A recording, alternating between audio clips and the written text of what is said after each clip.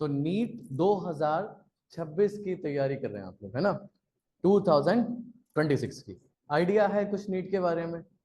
एक काम करते हैं, पहले थोड़ा सा आइडिया लेते हैं what is NEET, and idea ले लो, है ना, कि क्या नीट है, किस तरीके से है। तो ये तो आपको पता लग गया होगा कि who will be teaching you, है ना, कौन कौन पढ़ा रहा होगा मुझसे। शायद ये तो नहीं पढ़ी है, नहीं पढ़ो ना मुझसे आप लोग? आप पढ़े मुझसे? नहीं पढ़े। तो जो लोग मुझसे पढ़े वो मुझसे वाकिफ है कि मैं कैसा पढ़ाता हूँ, और धीरे धीरे आप भी लोग हो जाओगे। देखो बेटा, मैं बायो पढ़ाऊंगा, ठीक। बायो में देखो अभी क्या करा है हमारे साथ एक और सर, डॉक्टर फहाद सर, है ना। मेरा नाम डॉक्टर आमिर अब्बास है, and I can teach whole biology, and but क्या करा, म्यूचुअल अंडरस्टैंडिंग के हिसाब से सर ने जूलॉजी ले लिया, इंटरेस्टिंग सब्जेक्ट ले लिया सर ने, बाजी मार ली। क्योंकि सबको दुनिया में सबको इंटरेस्ट किस में आता है बच्चों? जूलॉजी में। और मैं पढ़ाऊंगा आपको दुनिया का सबसे मुश्किल सब्जेक्ट जिसका नाम है बॉटनी। मगर बॉटनी को इतने आसान तरीके से समझाऊंगा कि आप कहोगे सबसे फेवरेट सब्जेक्ट आपको कौन सा है? बॉटनी, है ना।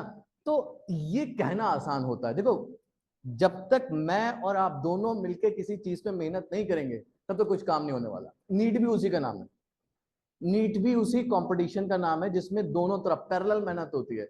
मैं आपके साथ मेहनत कर रहा हूं तो आपको भी मेरे साथ, यानी कि हम, मैं तो नहीं बोलूंगा, हम, और हम उधर से भी, ठीक है, क्योंकि हम लोग सब मिलके आपके साथ मेहनत करेंगे, तभी आप कुछ करेंगे, अपनी मेहनत करेंगे, तब आपका सिलेक्शन होगा। चलिए अब थोड़ा सा आइडिया ले लेते हैं क्या है नीट। ठीक है, सबसे पहले तो welcome to the NEET academy, है ना, इमेज क्लासेस, आपका स्वागत है। और इंशाल्लाह मेहनत करेंगे तो आपका सिलेक्शन भी होगा। तो सबसे पहले जान लेते हैं बच्चों कि नीट है क्या, फुल फॉर्म क्या है नीट की। देखिए नीट है आपका national eligibility cum entrance test, ठीक है। तो ये इसकी फुल फॉर्म होगी, ठीक है। तो इसको जो एजेंसी कंडक्ट कराती है उस एजेंसी का नाम है एनटीए। आजकल बड़ा चल रहा होगा, एनटीए का नाम सुन रहे होगा, है ना। एनटीए दुनिया पहले कोई ना जाने, पर इस वक्त सारे के सारे लोग जान चुके होंगे कि एनटीए है क्या, है ना बच्चे। व्हाट इज एनटीए, आप जरा समझे। तो इसका क्या है, नेशनल टेस्टिंग एजेंसी। हालांकि थोड़ा सा इन्होंने कुछ ना कुछ कर दिया है जिसकी वजह से अब पता प्रॉब्लम क्या होगी, प्रॉब्लम आपको होगी। इन्होंने बनाया आसान, पेपर बना रहे हैं और आसान करते आ रहे हैं, बिल्कुल ऐसा करते आ रहे हैं कि बेसिक पूछते आ रहे हैं, ठीक। 720 में 720 आ रहे हैं, और भी कुछ लफड़े करेंगे वो अभी डिस्कस नहीं करेंगे, हम ऐसे धीरे धीरे करके वीडियो बनाएंगे, उस पर आपको मिलता रहेगा। प्रॉब्लम क्या होगी, अब ये अपनी इज्जत बचाएंगे। इज्जत कैसे बचती है, जब आप टफ पेपर दे दो कि हमने भी अपना लेवल सही कर लिया भाई, हम भी मार्केट में आप इज्जत के लायक हो गए, तो क्या होगा आपका पेपर अब कंपेरेटिवली, जहां तक कि मेरा एक्सपीरियंस कह रहा है कि आपका पेपर जो होगा 2026 का जो पेपर होगा, नंबर ऑफ स्टूडेंट भी ज्यादा होंगे। अभी 23 लाख बैठे थे, अब हो सकता है 26 लाख हो आपके में, ठीक है। तो ज्यादा बढ़ेंगे और पेपर भी टफ होगा। देखो पेपर जो टफ होता है ना वो सबके लिए टफ होता है, पेपर अगर आसान होता है वो सबके लिए ही आसान होता है।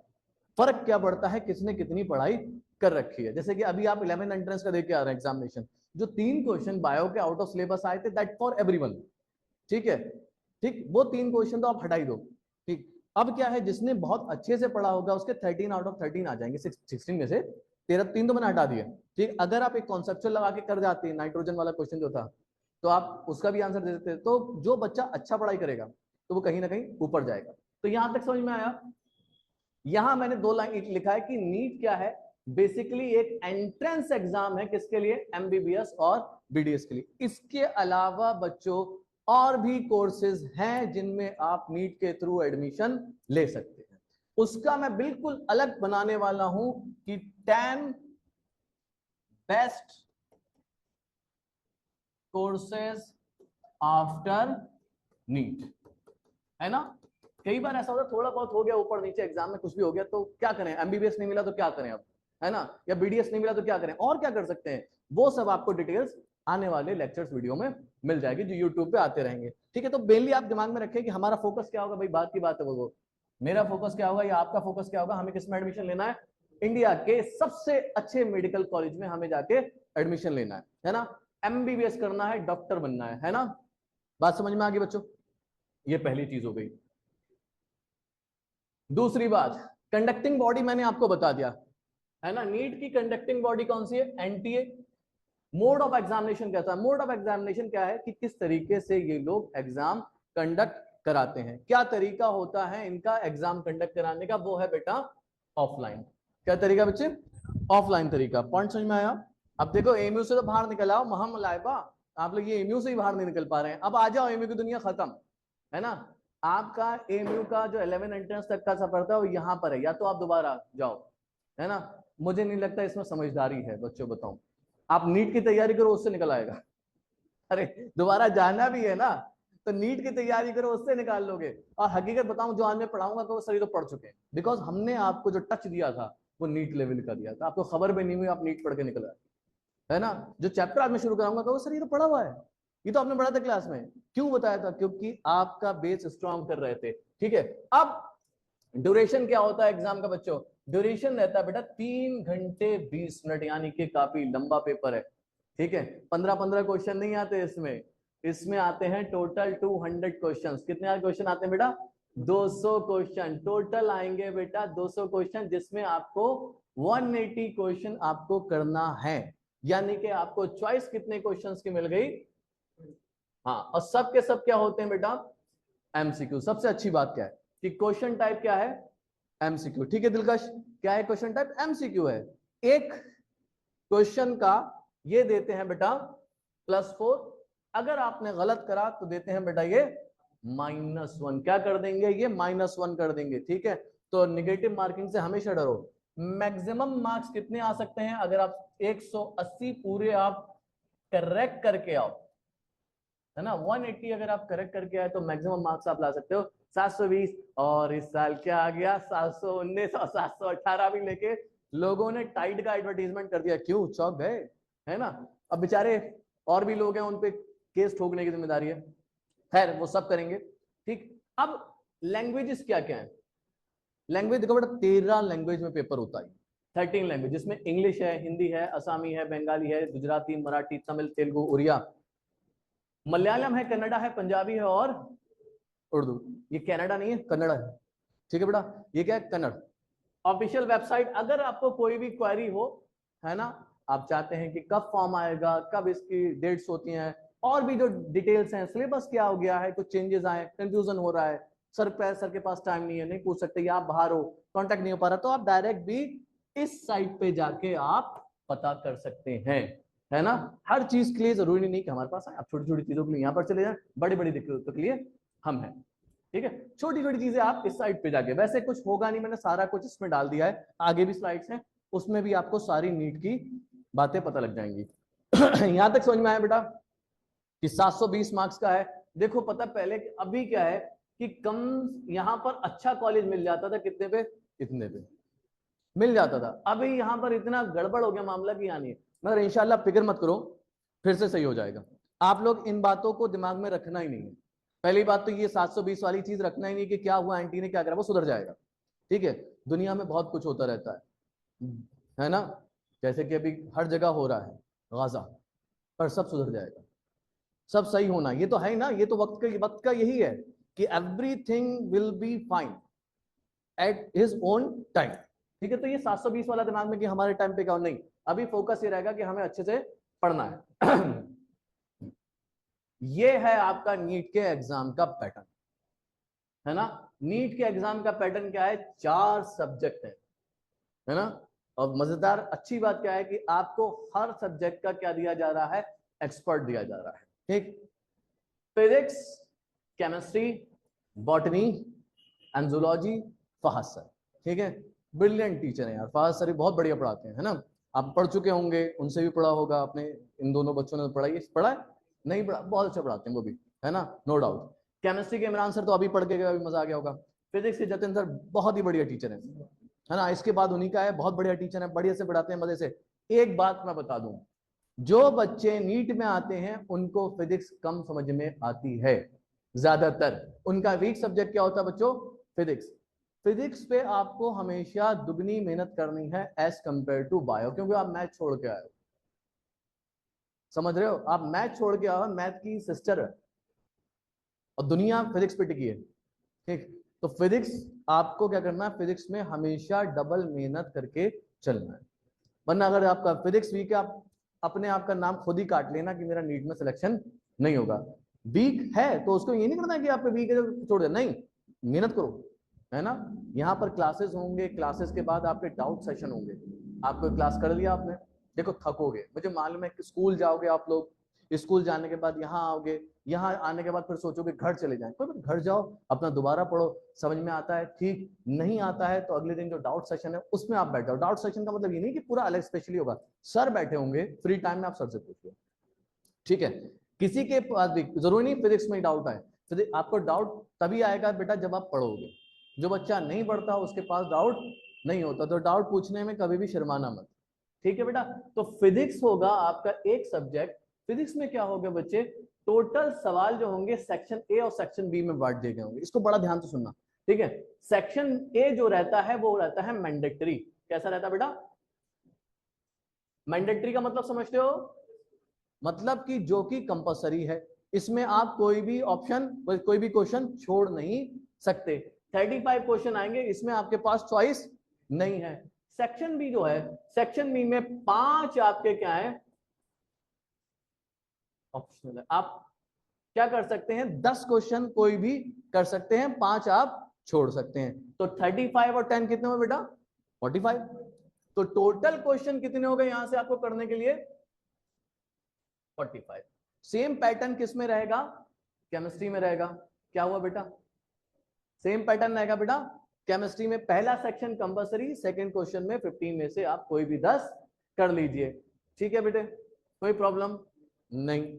अब कोई मान लो चालाक बना, उसने कहा 15 के 15 कर आऊं, तो ओएमआर क्या करता है, पहले 10 लेगा, है ना, क्योंकि वो आपसे भी ज्यादा चालाक होते हैं जो बनाते हैं, है ना। उन्होंने कहा 15 करिया कौन सा पता लग रहा है, इसके 15 करिया ऊपर के 30 करेगा, नहीं ऐसा नहीं कर सकते आप, है ना। आप ओएमआर क्या करेगा, नेक्स्ट के सेक्शन ए बी के पहले 10 क्वेश्चन को जिसमें गोले भरे होंगे आपने, वो चेक करेगा, ठीक। अगर आपने सही करें तो 10 के मार्क हैं, बाकी वो रिजेक्ट कर देगा। 10 चेक, उसके बाद कोई आगे चेक ही नहीं होगा। बॉटनी बहुत आसान सब्जेक्ट है, दुनिया को लगता है टफ है, सबसे आसान अगर कोई सब्जेक्ट है, जूलॉजी से भी कई गुना आसान सब्जेक्ट बॉटनी है। एक बार समझना शुरू कर दो, क्या है आसपास पेड़ पत्ते तो हैं, इनको थोड़ा चीर के देखना है, इंसान बहुत मुश्किल चीज है। जूलॉजी, हालांकि जूलॉजी में भी बहुत जबरदस्त पकड़ है मेरी, है ना, परेशान मत होना, पढ़ तो चुका ही हो, ठीक। तो बॉटनी में भी क्या होगा, सेम होगा, आसान है बॉटनी भी, पहला दूसरा, ठीक। इस हिसाब से जूलॉजी भी है, सेक्शन ए और सेक्शन बी। तो यहां पर टोटल जो सवाल आ जाते हैं वो आपसे 200 आ जाते हैं, जिसमें से आपको कितना करना है बेटा, 180। कितने करना बच्चे, 180। 180 का इंटू 4 करोगे तो स्कोर हो जाता है 720, ठीक है। छोड़ आओगे तो कोई बात नहीं, निगेटिव करके आओगे, गलत करके आओगे तो निगेटिव मिलेगा, ठीक है, कोई परेशानी नहीं। Ayesha, Mantasha, Syed Hasan Abbas, any doubt, no sir. Okay great. चलिए भाई आगे समझते हैं। अब मैंने अपना बनाया है, मैं बॉटनी पढ़ाऊंगा आपको, ठीक है, मेरा काम क्या है कि I will teach you botany, ठीक। तो मैंने 5 साल का एनालिसिस करा कि 5 साल में, बेटा इधर देख लो, है ना, 5 साल में, ठीक है, कितना आया, 2024 का अगर बॉटनी का वेटेज निकाला जाए based on number of question 5 year में, ठीक है। तो हालांकि मैं 11th के चैप्टर आपको भी फोकस करा रहा हूँ कि 11th 12th के दोनों के हैं, मैं 11th के कौन से, येलो वाले, ठीक है। Anatomy is a botany chapter, कितने आए, 3। वेटेज कितना हुआ, 7। वेटेज का मतलब सिर्फ इतना होता है कि हाँ इसकी इंपॉर्टेंस ज्यादा है। अगर किसी में से कोई क्वेश्चन नहीं आया तो इसका मतलब ये नहीं कि उसकी इंपॉर्टेंस कम हो गई है, ठीक है। नीट में अगर एक सवाल भी आपका किसी चैप्टर से आ रहा है, 2 सवाल भी किसी चैप्टर से आ रहे हैं, तो वो बहुत हो जाएंगे। आपके 8 नंबर मायने करते हैं, 8 नंबर से आपने देख ही लिया होगा कितनी थर्ड से रैंकिंग गिर जाती है। चैप्टर हम लोग ऐसा नहीं है कि वेटेज के हिसाब से पढ़ेंगे, वेटेज सिर्फ इसलिए है कि हाँ कौन सा chapter as compare to other chapter ज्यादा इंपॉर्टेंस रखता है ना। पढ़ना सब है, कोई चैप्टर ऐसा नहीं है जो हम छोड़ के जाएंगे, पढ़ेंगे सब, और सारे के सारे चैप्टर अच्छे से पढ़ना है ना। तो ये आपका जो चैप्टर एनाटॉमी से आपका आता है 7% आ चुका है, cell the unit of life 5% है, बहुत बढ़ता है। रेस्पिरेशन इन प्लांट्स 4% है। सेल डिवीजन ये आपका कितना है, 9% है। सोचें आप 9% सेल साइकिल सेल डिवीजन से, ठीक है। हालांकि ये 12th के हैं, ये जो चैप्टर है ना ये 12th का है, ठीक है। ये चैप्टर है ना ये भी बेटा किसका है, 12th का। ये चैप्टर 12th, ये चैप्टर 12th, ये चैप्टर 12th, ठीक। सबसे मुश्किल चैप्टर जो आपको 12th में पढ़ने वाले हैं वो ये जेनेटिक्स है ना। जेनेटिक्स सबको मुश्किल पड़ता है, अगर समझ में आना शुरू हो जाए तो ठीक है, फिर आपका रिप्रोडक्शन इन फ्लावरिंग प्लांट्स ये भी है। तो कुल मिला के अभी 11th का बता रहा हूँ, फिर 12th का बताऊंगा। देखिए मॉर्फोलॉजी से आपका 3 सवाल आते हैं, लगभग 6% हो गया। प्लांट ग्रोथ एंड डेवलपमेंट से 6% हो गया। लिविंग वर्ड से 0 हो गया। अब इसका मतलब ये नहीं कि लिविंग वर्ड नहीं इंपॉर्टेंट है, लिविंग वर्ड भी है, आएगा नहीं आएगा नहीं आएगा आएगा, वो तो हिसाब से है ना कि यहाँ पर आ गया। प्लांट किंगडम से 7% हो गया। बायोलॉजिकल क्लासिफिकेशन से 3% हो गया। फोटोसिंथेसिस इन हायर प्लांट्स 4%, मतलब सबका अपना अपना बेटा जाए। अब ये 2 4 जोड़ के 100 बन रहा है, जाहिर सी बात है 2 4 जोड़ के आप किसे छोड़ोगे, किसी को छोड़ना है नहीं, कोई चैप्टर नहीं छोड़ना है, चाहे जूलॉजी हो बेटा, चाहे वो आपकी बॉटनी हो, सब पढ़ के जाना है, ठीक। करें कैसे, प्रिपरेशन फॉर नीट, कैसे प्रिपेयर करा जाए, ठीक है बेटा।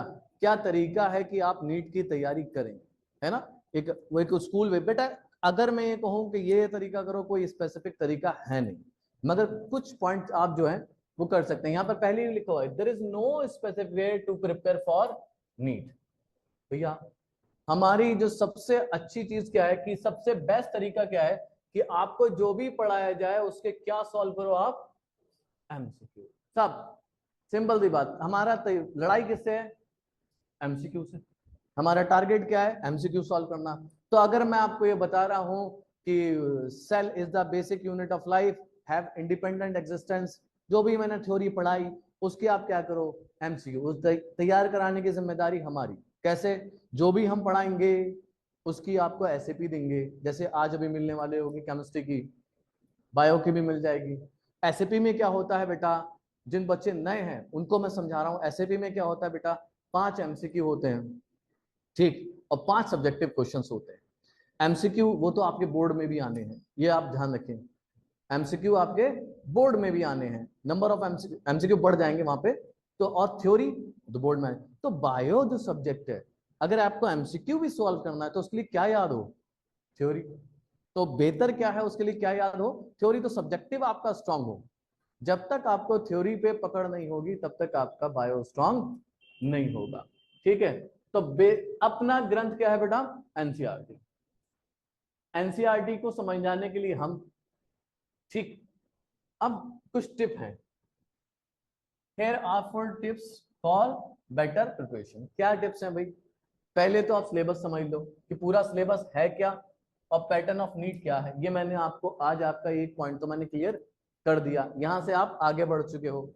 आज ही से फ्रॉम द डे 1 आप क्या करोगे, एक स्टडी प्लान बनाओगे। अब स्टडी प्लान बनाना आसान, मैं कल जिम जाऊंगा 8 बजे या 6 बजे मैं जिम जाऊंगा, है ना, कहना आसान, आके ये करूंगा वो करूंगा, मगर उस प्लान को शुरू भी कर दिया मान लो, अगले दिन फिर आलस, है ना।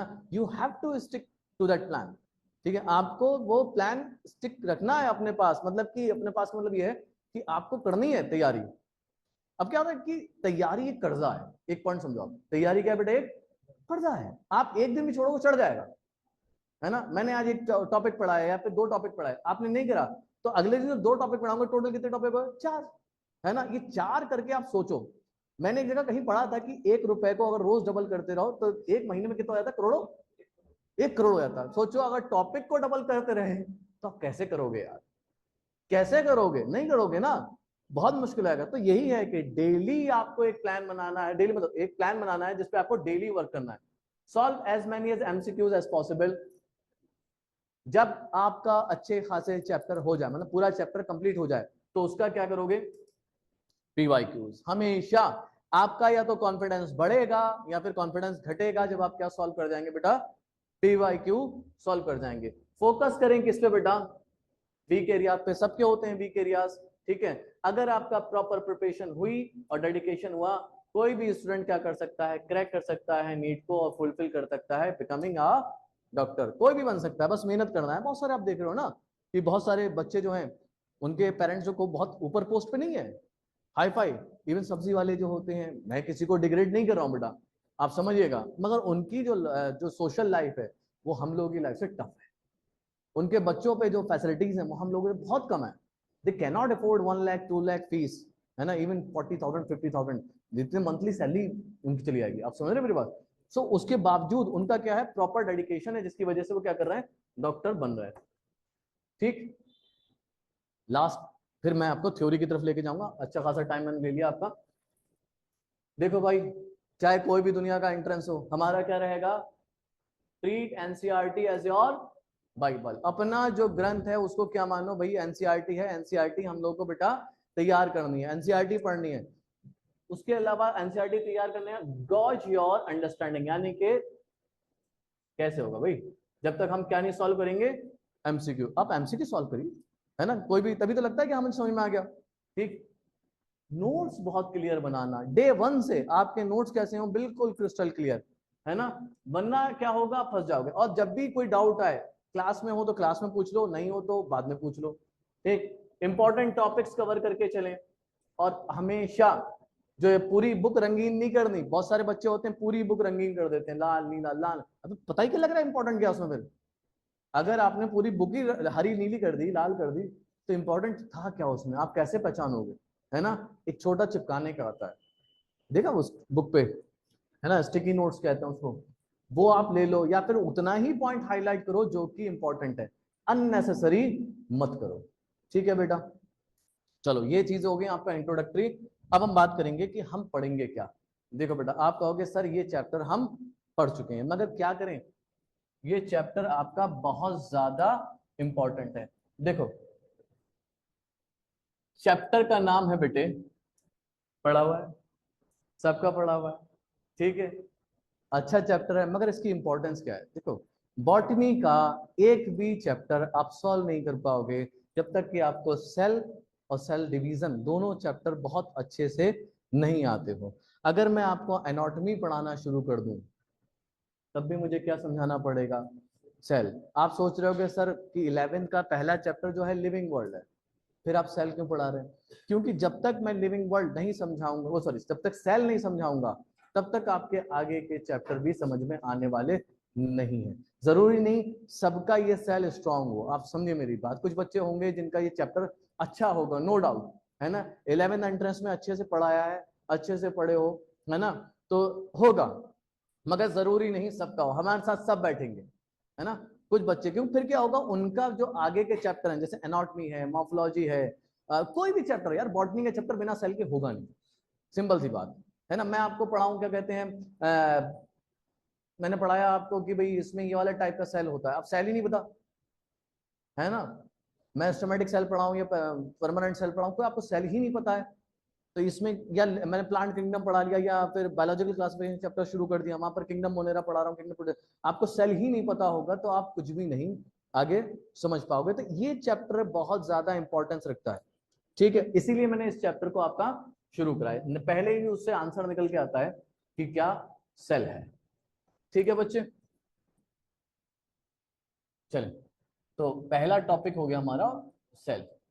देखो, सेल की जो डेफिनेशन है, स्ट्रक्चरल बेसिक यूनिट ऑफ, एक और चीज लिख सकते हैं हम, फंक्शनल यूनिट ऑफ लाइफ, है ना।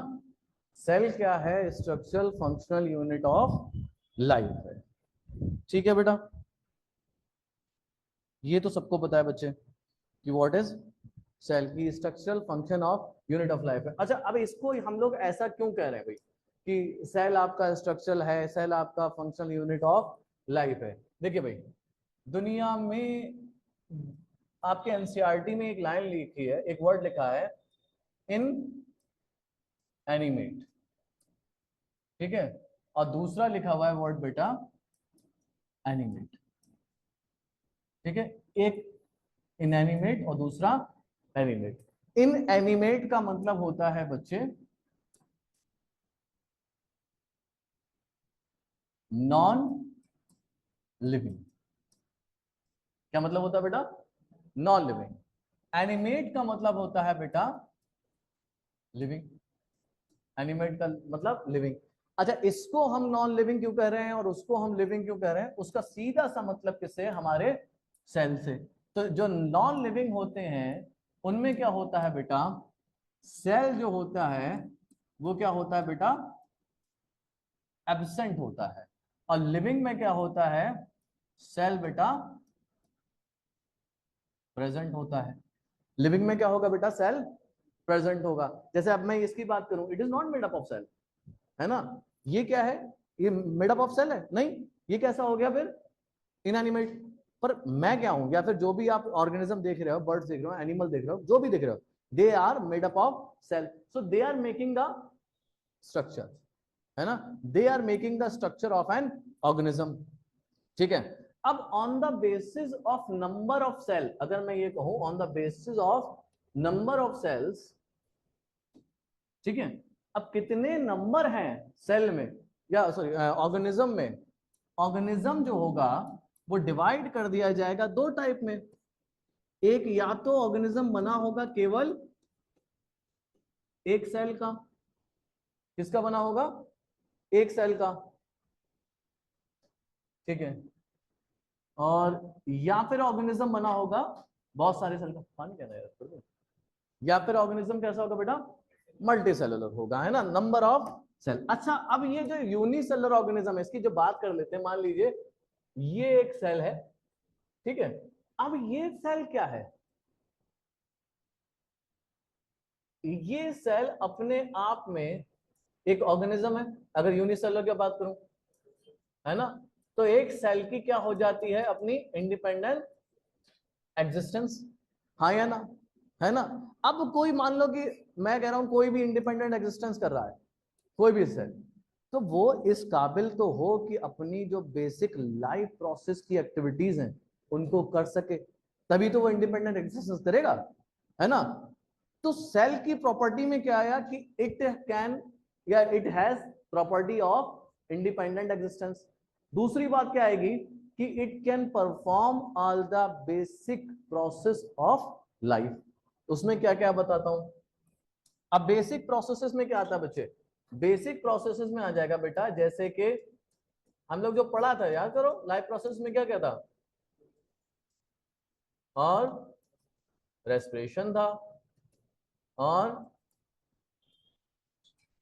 एक्सक्रीशन था, ठीक है, न्यूट्रिशन में आ गया, ठीक है, डाइजेशन में आ गया, न्यूट्रिशन में आ गया। तो ये सारे के सारे ये फंक्शन कर सकता है, even the cell is capable of division, है ना। सेल क्या कर, हाँ बेटा, digestion comes under the nutrition, okay. Nutrition में क्या भाई, मोड ऑफ न्यूट्रिशन में आता है, ट्रांसपोर्टेशन। ऑटोट्रॉफ्स है, हेटरोट्रॉफ्स है ना, इसी में आ जाता है। तो ये प्रोसेस कर सकता है। तो अब cell, cell is the fundamental unit of life, capable of independent existence, also perform basic process of life. ठीक है, इतना लिखो अब तक। हाँ, आ सकता है, मगर ट्रांसपोर्टेशन जो होगा वो मल्टी सेलुलर में आएगा, बिल्कुल आएगा। देखो, अब ये जो भी, अब anything less than a cell, अगर सेल से कोई चीज कम है वो आपकी कंसीडर नहीं करी जा सकती, कैन हैव इंडिपेंडेंट एग्जिस्टेंस। जैसे कि मान लीजिए कि सेल है, सेल के अंदर क्या है, सेल ऑर्गेनल है, सेल के अंदर क्या होंगे बच्चों, सेल ऑर्गेनल। तो अगर मैं सेल ऑर्गेनल को बोलना चाहूं लिविंग, तो मैं नहीं बोल सकता। Ribosome is not living, mitochondria is not living, है ना। So anything less than a cell is can not have independent existence. Independent existence उसी का होगा जो कि अपने आप को सरवाइव करा सकता है, मतलब अपने आप को मल्टीप्लाई करा सके, न्यूट्रिशन करा सके, एक्सक्रीशन करा सके, है ना, रेस्पिरेशन करा सके, और अंदर ही अंदर का कुछ ट्रांसपोर्ट भी कराना है from one portion to another, तो वो भी वो करा सकता है। तो यहां लिख देंगे हम, ठीक है, अगर सेल से कोई चीज कम है तो वो क्या है, उसकी इंडिपेंडेंट एग्जिस्टेंस नहीं है। देखो, अब आपने पढ़ा यही था, पर क्या हो गया, थोड़ा सा आपका सिलेबस एनहांस हो जाता है, चीजें वही पढ़नी है हमें जो 9th में पढ़ी थी, मगर क्या है 9th में हमने कम पढ़ा था, है ना। 11th में आपके बहुत सारे चैप्टर्स हैं यार, है ना, हालांकि डिलीट जरूर कर दिए, मगर डिलीट करने के बाद भी बहुत बड़ा सिलेबस है, बहुत बड़ा सिलेबस, बहुत ज्यादा, ठीक है, अब देखो हम यहाँ वापस आ रहे हैं, है ना। तो आपके पास on the basis of number of cell कितने तरीके का ऑर्गेनिज्म है? दो, या तो यूनिसेलर होगा या फिर वो मल्टीसेलर होगा। अब इसमें यूनिसेलर में कौन कौन से आते हैं बेटा? इसमें आप जैसे कि बैक्टीरिया हो गया, है ना, अमीबा हो गया, और पैरामीशियम हो गया, ये सारे के सारे क्या है बच्चों? Unicellular organism. दूसरे क्या है बेटा? Multicellular organism. मल्टीसेलर ऑर्गेनिज्म सब जानते हो, देखो फंगस। अब फंगस में भी एक नाम याद रखना जो कि यूनिसेलर में आता है, आपको पता होगा, वो कौन सा है बेटा? ईस्ट, है ना। ईस्ट किस में आता है आपका? यूनिसेलर में। और दो आप लिख सकते हो बहुत सारे, प्लांट्स, एनिमल्स, है ना, ये सारे के सारे आपके क्या। अब प्लांट्स में क्या है? प्लांट्स में अगर मैं बात करूं क्लेमाइडोमोनास की, ठीक है, तो क्लेमाइडोमोनास भी कैसा हो जाता है आपका? यूनिसेलर। तो बस ये छोटा सा नाम लिखा था, बाकी बाद में लिख लीजिए आप। लिविंग और नॉन लिविंग है, मतलब सेल प्रेजेंट है तो आपका एनिमेट है, नहीं प्रेजेंट है वो इनएनिमेट है। सर यूनिसेलुलर में वो लास्ट वाला क्या लिखा हुआ है? बेटा टाइप कर दो, यहाँ पर आवाज साफ नहीं आ रही है, यू कैन टाइप। ऑनलाइन में बोला ना बच्चा, क्या पूछा था? क्लेमाइडोमोनास लिख लिया बच्चों? अगर नहीं लिखा लिख लो आराम से।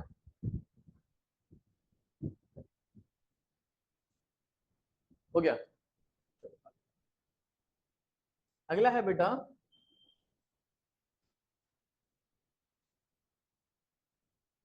बेसिक कंपोनेंट ऑफ सेल, है ना। बेसिक कंपोनेंट क्या है सेल का?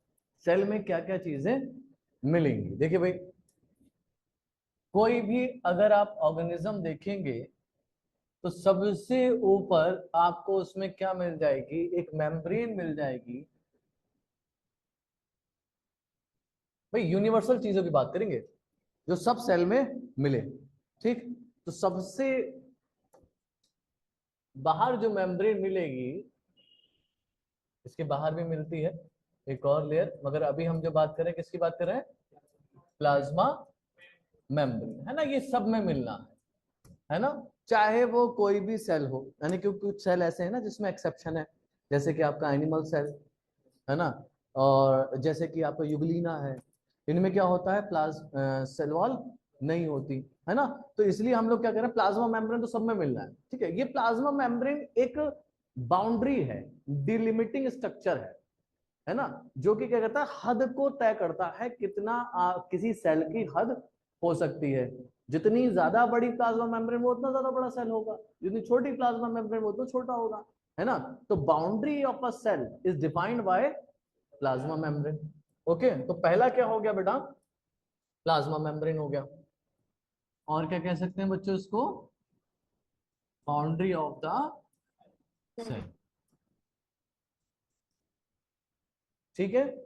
अब इसके अलावा क्या मिलेगा? सेल के अंदर मिलेगा आपको, इसको जेली लाइक मैट्रिक्स भी कहते हैं, है ना। क्या बोलते हैं? जेली लाइक मैट्रिक्स और सेमी फ्लूइड मैट्रिक्स, जिसका नाम है बेटा साइटोप्लाज्म, ठीक है। तो दूसरा बेसिक कंपोनेंट क्या हो गया सेल का बेटा? Cytoplasm, semi fluid matrix of the cell, है ना। सेमी फ्लूइड मैट्रिक्स है सेल का, ठीक। अब आप जानते हैं हम लोग सब किसमें एवोल्यूशन के टाइम पे क्या हुआ था? एवोल्यूशन के लिए सबसे जरूरी क्या था जब दुनिया नहीं बनी थी? किसकी रिक्वायरमेंट थी? वाटर, है ना, पानी होना चाहिए था, क्योंकि पानी में क्या होती है? रिएक्शन होती है। सेल का साइटोप्लाज्म एक तरीके का उसका वाटर है ना। तो जितनी भी मेटाबॉलिक एक्टिविटीज होंगी वो सब कहाँ होंगी? मेजली साइटोप्लाज्म में। ठीक है, इसीलिए कहलाता है ये arena of the cell. Arena, arena कहते हैं अखाड़ा, जंग का जो अखाड़ा होता है उसको बोलते हैं एरेना ऑफ द सेल। क्यों कह रहे हैं, क्यों कह रहे हैं भाई? All the metabolic activities of cell occur in cytoplasm. कहां पर होती है बेटा? साइटोप्लाज्म में। जितनी भी मेटाबॉलिक एक्टिविटीज होंगी मेजरली कहां पर होंगी? आपकी साइटोप्लाज्म में। ठीक है बेटा, अब तीसरी क्या चीज पाई जाती है बेटा? हाँ, सेल ऑर्गेनल सारे सब में नहीं होंगे, आपकी बात सही है, पर सब में नहीं होंगे। जैसे मान लीजिए कि माइटोकॉन्ड्रिया सब में नहीं मिलेगा, है ना? मान लीजिए क्लोरोप्लास्ट सब में नहीं मिलेगा, भाई क्लोरोप्लास्ट तो प्लांट में मिलेगा, माइटोकॉन्ड्रिया हो सकता दोनों मिलेगा। ठीक, तो सेल ऑर्गेनल स्पेसिफिक नहीं जा सकते, मतलब ऐसे नहीं कर सकते, स्पेसिफिक जाना पड़ेगा। उससे भी पहले भाई कोई भी सेल हो, कोई भी सेल हो, सबके पास क्या होगा? अपना जेनेटिक मटेरियल, है ना? सबके पास क्या होगा? अपना जेनेटिक मटेरियल होगा, ये बात तो तय है बिना किसी एक्सेप्शन के। तीसरी चीज क्या मिलती है सेल में? Genetic material. ठीक है, तो सेल में क्या होगा? बेसिकली जेनेटिक मटेरियल होगा।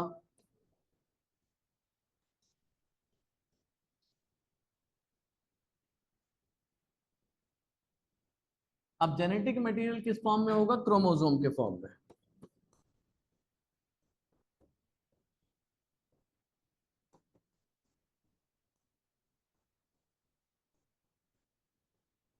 इस साल एक क्वेश्चन आया था, आपने दिया था? आप लोगों ने 11 एंट्रेंस आपने दिया था बेटा?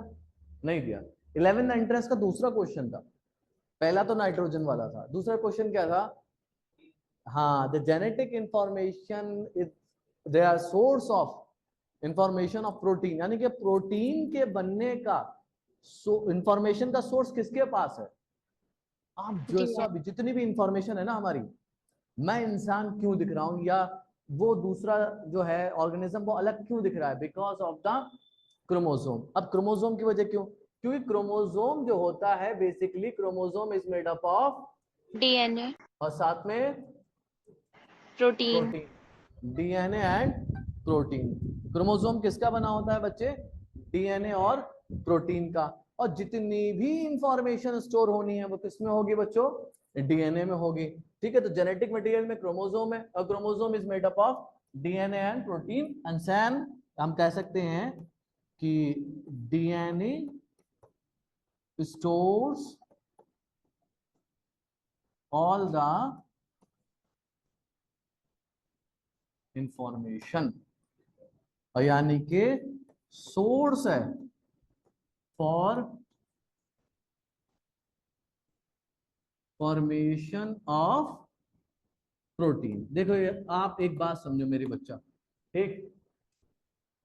हम क्या बोलते हैं प्रोटीन्स को? एक लाइन में अगर डिफाइन करो तो what you can call the protein? Proteins are the building block of. ठीक है, आप प्रोटीन बनेगा, वो प्रोटीन एंजाइम की तरह भी काम कर सकता है, ये पता है ना? और कई सारे हार्मोन्स भी होते हैं वो पेप्टाइड के बने होते हैं, है ना? डाइपेप्टाइड्स, पॉलीपेप्टाइड्स हार्मोन्स होते हैं। तो बेसिकली जो प्रोटीन का बनना है, ठीक, ये किसके हाथ में? आप एक बार ना वॉश करिए, बहुत थके थके लग रहे हो आज, है ना? हो जाता है नहीं, कई बार कंटिन्यू ये सफर से आए होगे आप, इसे थक गए, क्या हो गया? कोल्ड हो गया था, बाकी सब सही है, ठीक? तो क्या होता है बच्चे कि डीएनए के पास क्या है? सारी इंफॉर्मेशन है। मेरा जो ये जो भी करेक्टरिस्टिक दिख रहा है आपको, एक्सटर्नल अपीयरेंस दिख रहा है, बाकी तो ब्लूप्रिंट मेरा आपका सेम है ना? पर जो जो ऑर्गन बनना है, या मेरे बाल कैसे होंगे, या फिर ये तो अलग बातें हैं, जब उसको बाद में समझूंगा, मगर जो जो चीज बनती है वो सब किसके पास स्टोर होती है? किसके पास? डीएनए के पास। कैसे बनती है? प्रोटीन बनाता है, वो एंजाइम बनाता है, जीन्स होते हैं, वो सब हम जेनेटिक्स में समझ लेंगे। तो ये तीन चीजें तो हो गई। एक और चीज है जिसका नाम है बेटा, जो सब में मिलेगा, चाहे कोई भी दुनिया का सेल हो, सब में मिलेगा, जिसका नाम है बेटा राइबोसोम, है ना, ribosome. Eukaryote both kind of ribosome, 70s और 80s। Prokaryote only 70s। मिलना सब में है, चाहे वो भाई दो तरीके के सेल हैं हमारे पास, है ना, या तो प्रोकैरियोट है या फिर यूकैरियोट है, या फिर वायरस है जो कि ए सेलुलर है। वायरस है जो कि कैसा है, ए सेलुलर, है ना, उसमें सेल जैसी कोई चीज नहीं है, पर वो लिविंग हो जाता है कब, जब वो होस्ट के अंदर चला जाता है, वरना बाहर क्या है, वो डेड है। वायरस सिर्फ दो चीज का बना है, डीएनए प्रोटीन या आरएनए प्रोटीन, दो चीजें हैं। बाकी का ये तामझाम उसके पास नहीं है, प्लाज्मा मेम्ब्रेन नहीं, साइटोप्लाज्म नहीं, राइबोसोम नहीं, कुछ नहीं, है ना। अपना सिंपल सा रहता है कि दो चीजें हैं, मैं जाऊंगा कब्जा करूंगा दूसरों के जिस्म पे, है ना, अटैक करूंगा, उसकी मशीनरी का इस्तेमाल करूंगा, समझ रहे हो, उसी पे कब्जा करूंगा। जैसे अंग्रेज लोग भारत आए थे, ठीक है, उन्होंने क्या काम करा, कुछ नहीं लेके आए, खरीद फरोख्त के लिए आए थे, उसके बाद सारी हमारा कुछ लेके चलेगा। सिमिलर अटैक का पोर्शन जब हम हेल्थ एंड डिजीज पढ़ेंगे तब पढ़ाऊंगा। राइबोसोम यानी कि वायरस क्या हो गया बेटा, ए सेलुलर। चलिए याद रखिएगा, बहुत इंपॉर्टेंट है, क्योंकि सेल थ्योरी में पूछा जाता है कि cell theory is not applicable to, cell theory उसी पे एप्लीकेबल होगी जो सेल है, सिंपल सी बात। सेल थ्योरी एप्लीकेबल ही उसी पे होगी क्योंकि सेल है, जो सेल नहीं है उसमें कैसे एप्लीकेबल हो जाएगी, तो उसमें कौन आएगा बेटा, वायरस आ जाएगा। राइबोसोम, इसको हम लोग लिख सकते हैं, व्हाट इज दिस, जो हर जगह बिना किसी एक्सेप्शन के हो, उसको क्या बोलते हैं, यूनिवर्सल। तो अगर मैं कहूं it is universal cell originally, हाँ या ना, हो जाएगा। चलिए लिख लीजिए, फटाफट लिख लीजिए।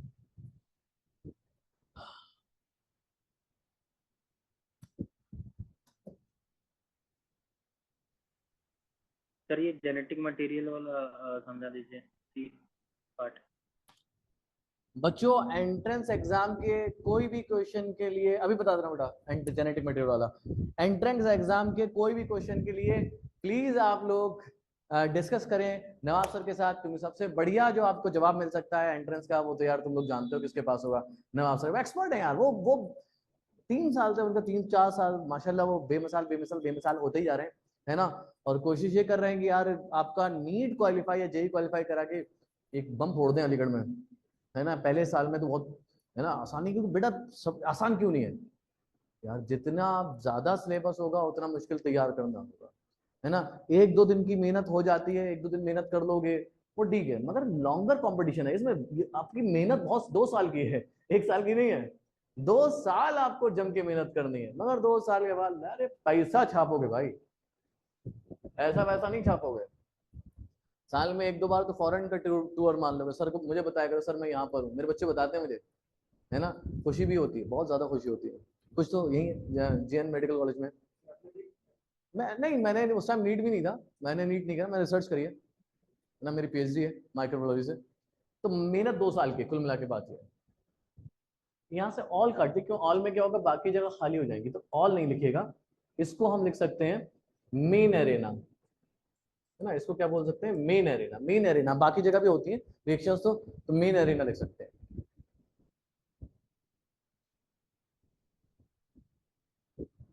अभी समझाता हूं मैं जेनेटिक मटेरियल वाला, आयशा ठीक है बेटा, ये लिख लें, मैं तभी समझाऊंगा।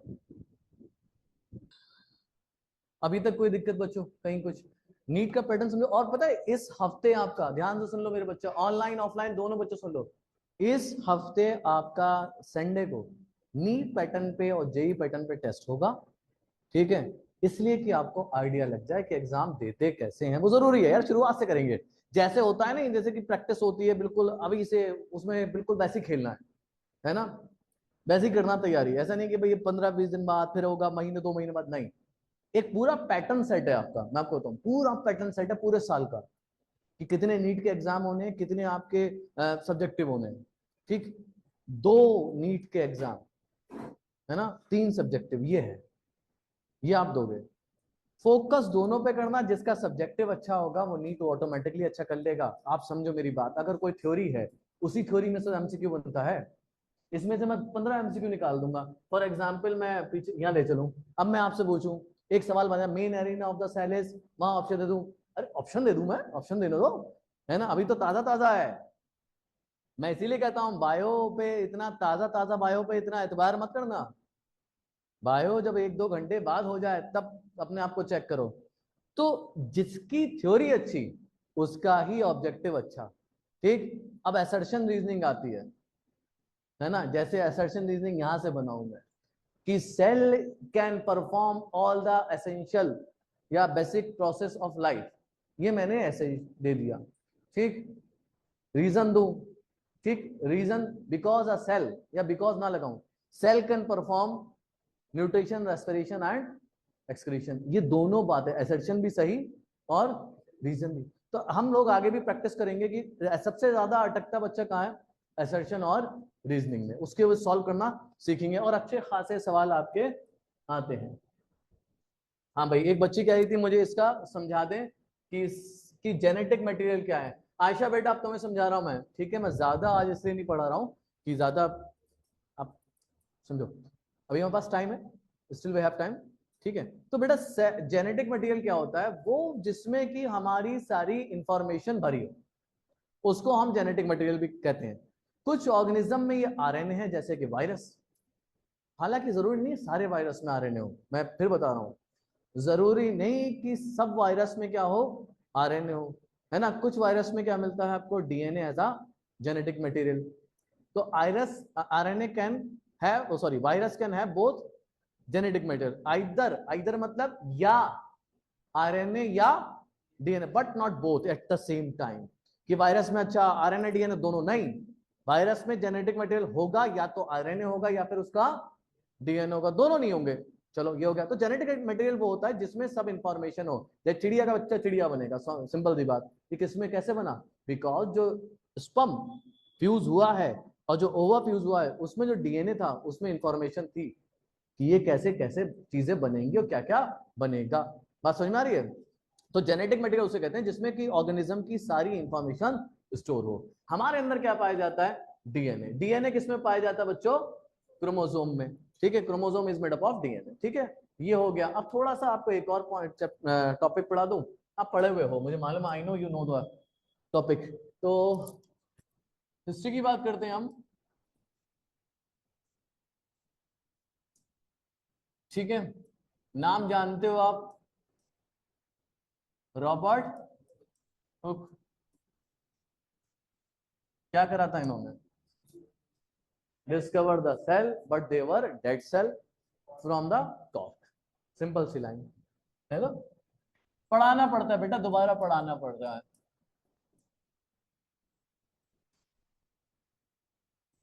अब क्योंकि मैं तो अगर आपने आपके हिसाब से चलूं, बच्चा का हमें पढ़ाया नहीं, है ना, ये तो कहेगा सिंपल देवा सर हमें तो पढ़ाया नहीं आपने, मैं एक्सपेक्ट नहीं कर सकता ना उसे याद होगा।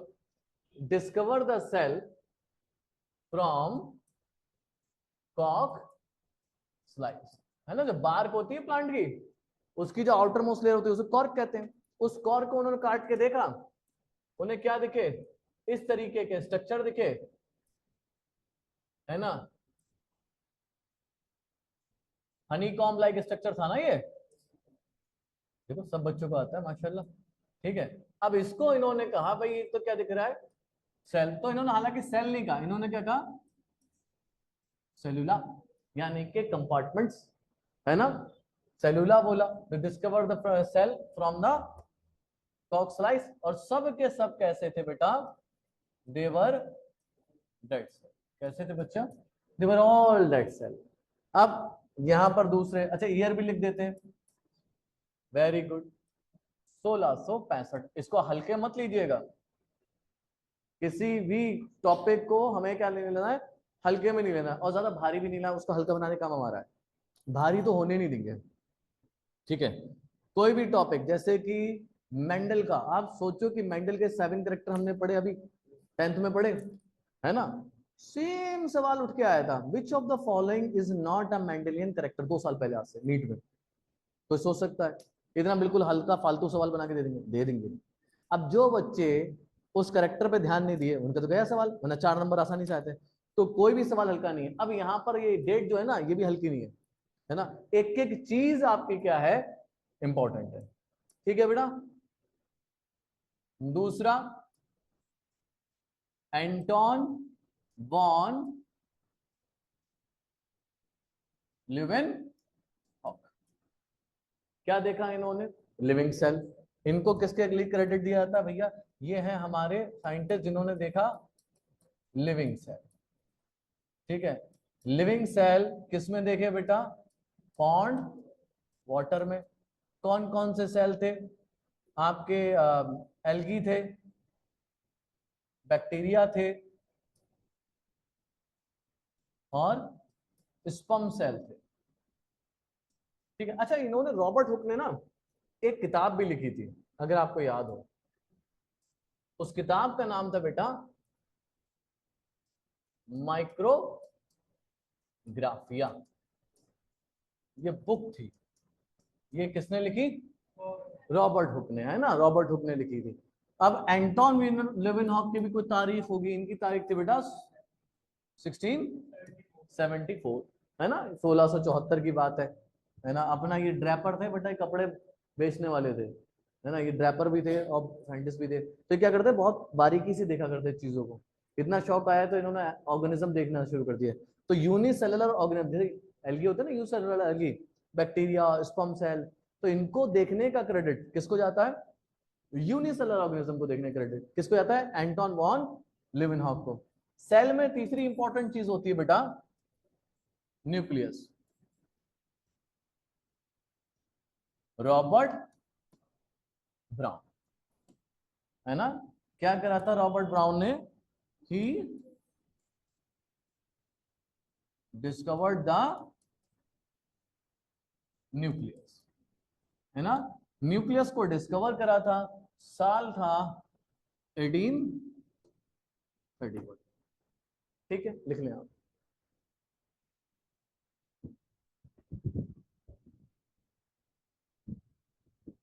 सर हाल की मेमोरी मानी जाती है, नहीं नहीं, हाँ, फ्रेश मेमोरी मेमोरी नहीं होती।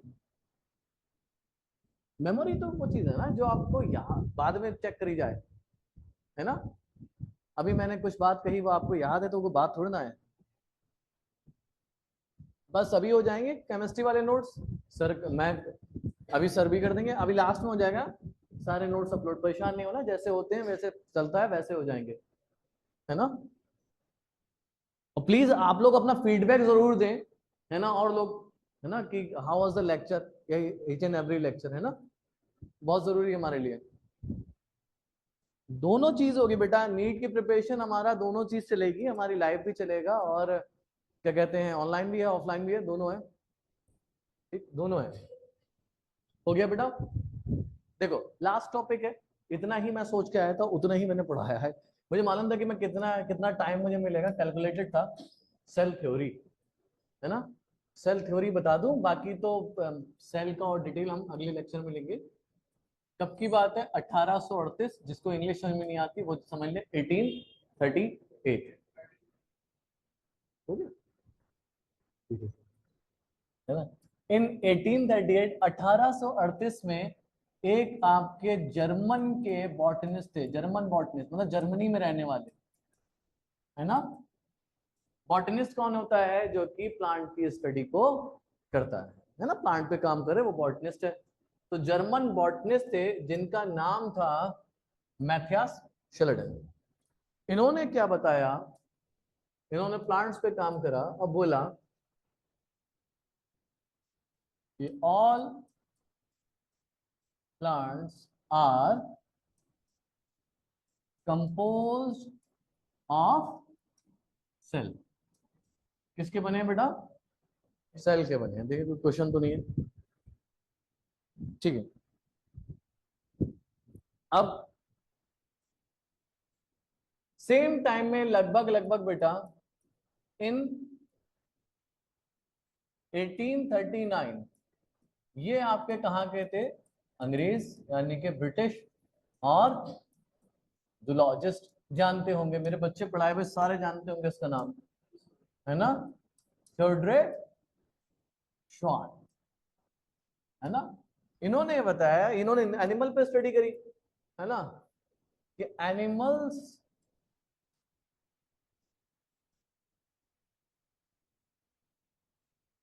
Does not have cell wall. ये तो बात सच, सेल वॉल नहीं है ना, एंड आर कंपो, या फिर ऐसे कहें, इसको थोड़ा सा उल्टा लिखें, animals are composed of cells but does not contain cell wall।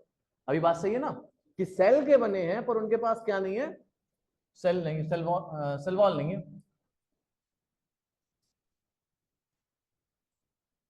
Have cell wall.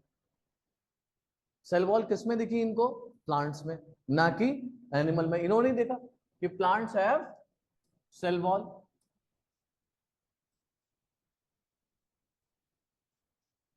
Plants के पास सेल वॉल है, दोनों बैठे,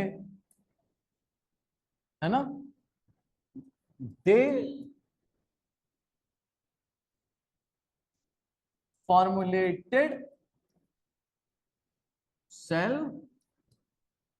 थ्योरी। क्या बनाया उन्होंने बेटा, सेल थ्योरी बनाई। आसान था, जब पता लग रहा है कि एनिमल किसका बना है बच्चे, दिलकश किसका बना है एनिमल, एनिमल किसका बना हुआ है, सेल का। प्लांट किसका बना है, सेल का। तो सेल थ्योरी क्या है, all living organism are composed of cell, है ना, बचपन से सुनते आ रहे हो तुम।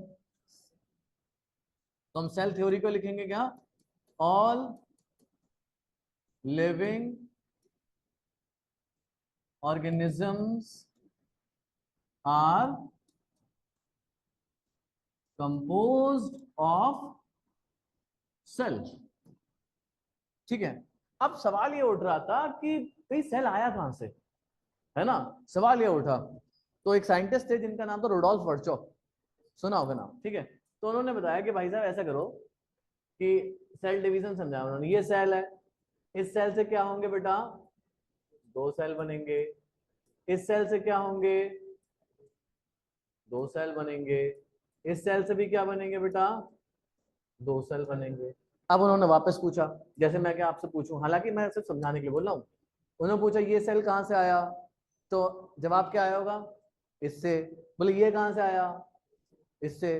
तो क्या कह सकते हो, this cell exist arise from pre existing cell, this cell arise from pre existing cell.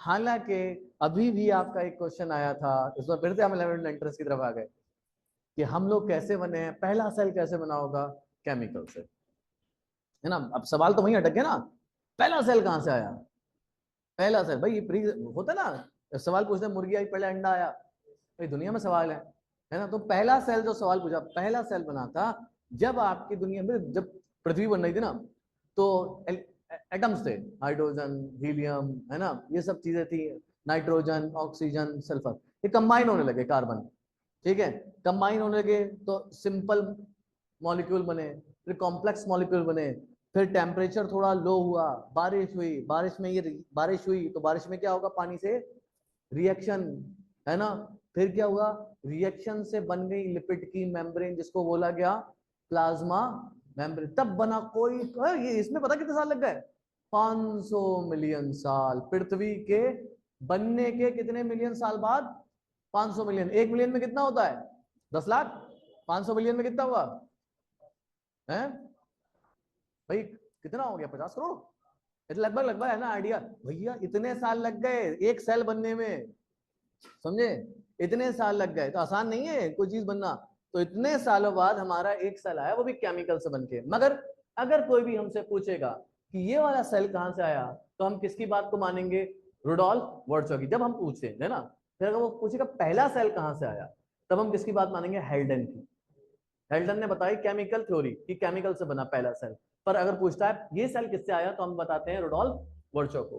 तो ये वाला सेल हमारा पहले सेल से आया। तो भैया हुआ क्या, सेल थ्योरी का लास्ट लाइन लिखा रहा हूं बेटा पूरे लेक्चर की, क्या कर दी गई, मॉडिफिकेशन ऑफ सेल थ्योरी। ये देने वाले साइंटिस्ट है बेटा कौन? Rudolf vulture.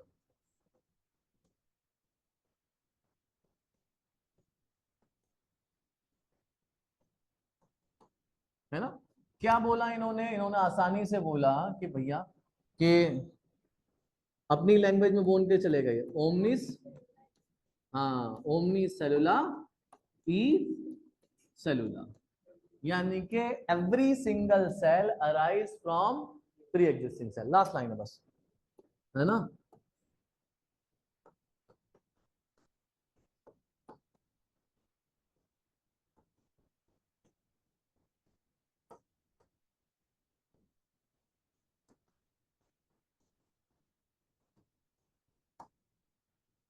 ठीक है, अब इसमें ये लाइन हो गई। ठीक, तो मॉडिफाइड होने के बाद सेल थ्योरी की दो लाइन हो जाती है ना? पहली लाइन क्या हो गई? ठीक, all living organism are composed of cell.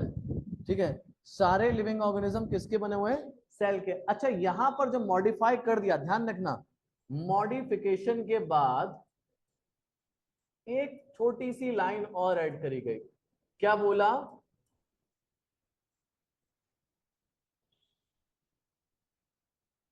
End product of cell. भाई और टिश्यू किससे बनता है? What is? सेल से बनता है। ऑर्गन किससे बनता है? सेल से। तो these are the product of cell. So all living organism compose of cell end product of cell. और उसके बाद मॉडिफिकेशन हुआ। कौन सा साल था? If I am not very good, साल था बेटा हमारा 1855। ओके डन, लिख लो बेटा। हेल्डन था बेटा, Hasan Abbas Haldane, theory of chemical evolution, Haldane, HALDANE। ठीक है बच्चों, तो कुछ नहीं करना है। जो एसएपी मिले आज आपको, जो एसएपी मिलेगी आपको क्या करना है बेटा? उसको सॉल्व कर लेना है।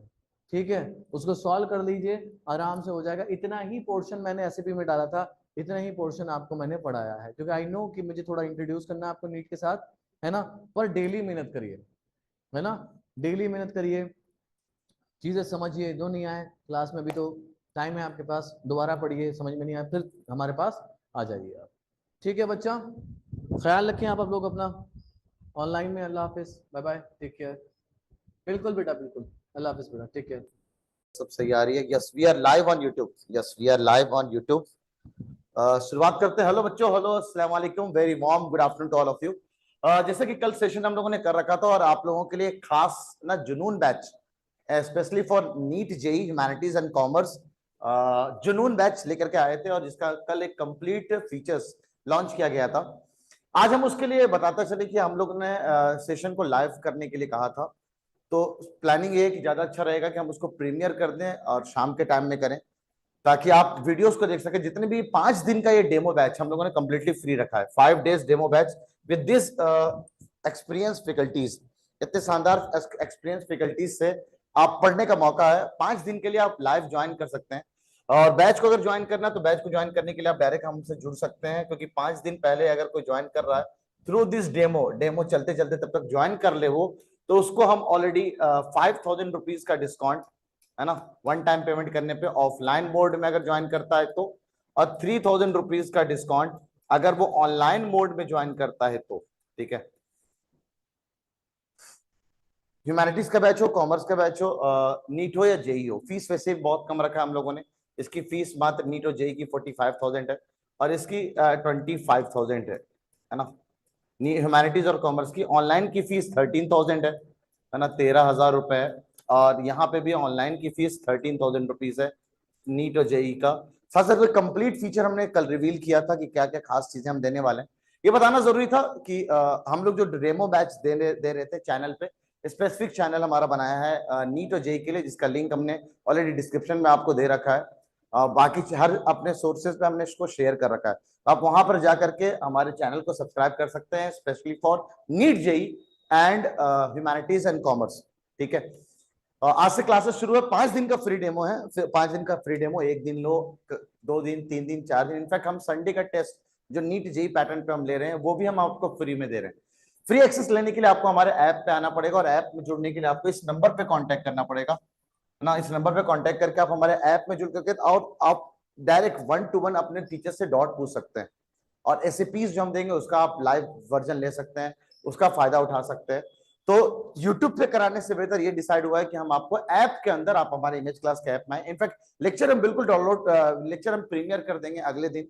जो भी वीडियोस हम पढ़ाएंगे, जो भी हम लेक्चर्स पढ़ाएंगे, उसको अगले दिन प्रीमियर कर देंगे। तो एक छोटा सा इंफॉर्मेशन देने के लिए हम लाइव आए थे आपको, खासकर कि आप हमारा नीट जेई का 11th का इन शानदार फैकल्टीज के साथ जुनून बैच ज्वाइन कर सकते हैं। और ह्यूमैनिटीज एंड कॉमर्स की ये शानदार टीम है और नीट और जेई की ये शानदार टीम है। ठीक है बच्चों, मिलते हैं जल्दी। शाम में 4 बजे से बैचेस हैं, तो आप जल्द से जल्द ज्वाइन कर लें। डेमो है 5 दिन का। ठीक है, बाय बाय, अल्लाह हाफिज। कांटेक्ट नंबर ये दे रखा है, आप ज्वाइन करने के लिए नंबर दे रखा है, इस नंबर पे कांटेक्ट कर सकते हैं। वैसे पूरी टीम ना, ये ह्यूमैनिटीज और कॉमर्स की जो पूरी टीम है, ये आपको देख सकते हैं। सारी चीजें हम लोगों ने कल बता दिया क्या क्या खास है। ये फैकल्टीज हैं नीट और जेई के लिए, और कुछ कुछ हमारे पुराने रिजल्ट्स हैं, उसके बाद कुछ नए फीचर्स जो हम लोगों ने रिवील किए हैं। ये सारे शानदार फीचर्स के साथ हम लोग आए हैं इस बार नीट और जेई के लिए। ये शानदार फीचर है, कुछ शानदार फीचर है, और ये यूनिक फीचर है जो अलग चीज है हमारे लिए, है ना। तो मल्टी स्टेज मॉनिटरिंग के साथ ये क्लास की टाइमिंग थी जिससे आपको डेमो बैच करना है। ये मॉड्यूल और बैग वगैरह हम लोग देने वाले हैं, और ये फीस है जिसके बारे में मैं अभी बता रहा था आपको, जिसपे मैंने ऑलरेडी 5000 रुपीज का डिस्काउंट दे दिया है। जब तक डेमो चल रहा है तब तक आप ज्वाइन कर लें अगर, तो 5000 रुपीज का डिस्काउंट है ये। अब -5000 सिर्फ 40,000 रुपीज में, जिसमें GST ऑलरेडी इंक्लूडेड रहेगा, मॉड्यूल इंक्लूडेड रहेगा। ठीक है, सेम 3000 रुपीज का डिस्काउंट है यहाँ पे भी 3000 रुपए का डिस्काउंट है। ठीक है, और इसकी फीस अब 10,000 रुपए हो जाएगी कंप्लीट फीस, जिसमें 3000 रुपए का जो मॉड्यूल है वो भी हम उनको सेंड करेंगे उनके पोस्टल एड्रेस पे, ऑनलाइन वाले बच्चों, और ऑफलाइन वाले को तो मॉड्यूल मिलेगा ही। अब इस बैच की फीस मात्र 20,000 रुपीज है। टिल आप 5 दिन का मौका है, आप डेमो लेते रहे और बैच को ज्वाइन करते रहे। और बैच ज्वाइन करने के लिए सेंटर्स हैं, हमारे सेंटर्स पे आके भी बैच का डिटेल ऑफलाइन मोड में हमसे पढ़ सकते हैं। ठीक है, चलिए, अल्लाह हाफिज।